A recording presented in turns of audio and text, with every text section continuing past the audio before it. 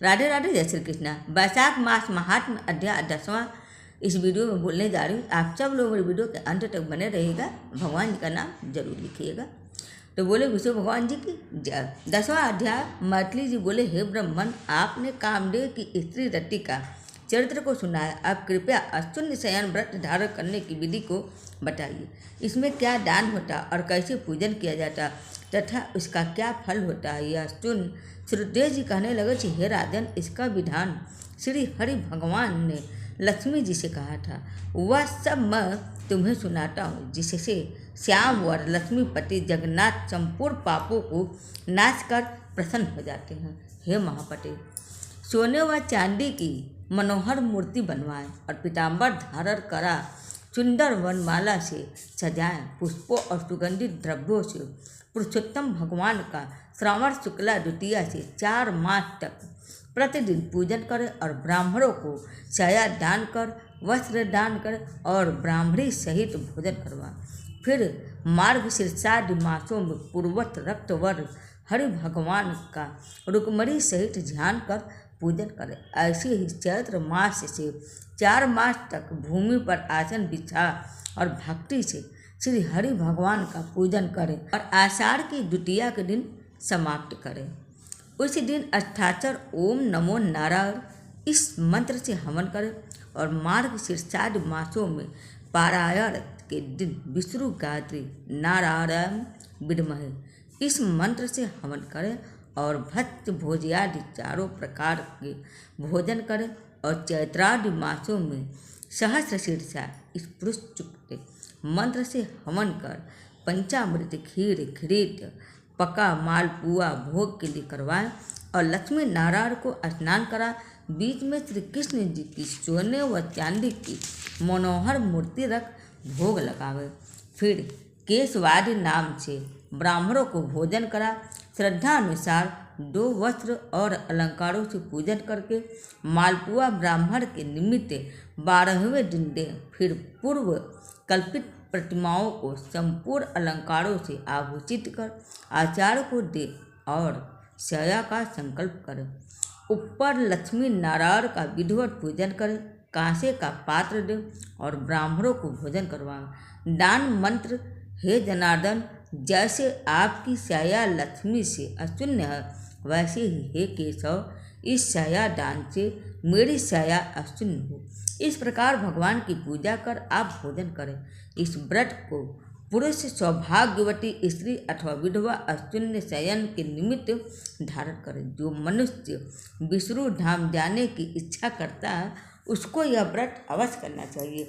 इसके करने से जगन्नाथ भगवान जी प्रसन्न होते हैं और देव दुर्लभ कार्यों की सिद्धि होती है और अनेक प्रजाओं की वृद्धि होती है। अतः जैसे भी बने यह व्रत अवश्य करें। यह वरण हो गया, अब तुझे और क्या सुनने की इच्छा वह बता। यह सुन राजा ने फिर से श्रुतदेव जी से पूछा कि हे महाराज, वैशाख मास में छत्र दान करने का महात्म सुनाइए, क्योंकि वैशाख के कर्तव्य शुभ कर्मों को सुनते सुनते मेरी तृप्ति नहीं होती। राजा के ऐसे वचन सुन श्रुतदेव जी राजा से कहने लगे कि छत्र दान के फल की एक प्राचीन कथा कहता हूँ। सतयुग में एक हेमकांत नाम का बंगाल देश के राजा कुशकेतु का पुत्र था। वह बड़ा बुद्धिमान तथा बलवान था। वह एक दिन शिकार खेलने गया। वहाँ घने वन में अनेक प्रकार के मृग और शुकरों को मारता हुआ थकने पर दोपहर को मुनियों के आश्रम में पहुंचा, जहाँ शतर्षि नामक ऋषि व्रत में मग्न समाधि लगाए ध्यान कर रहे थे।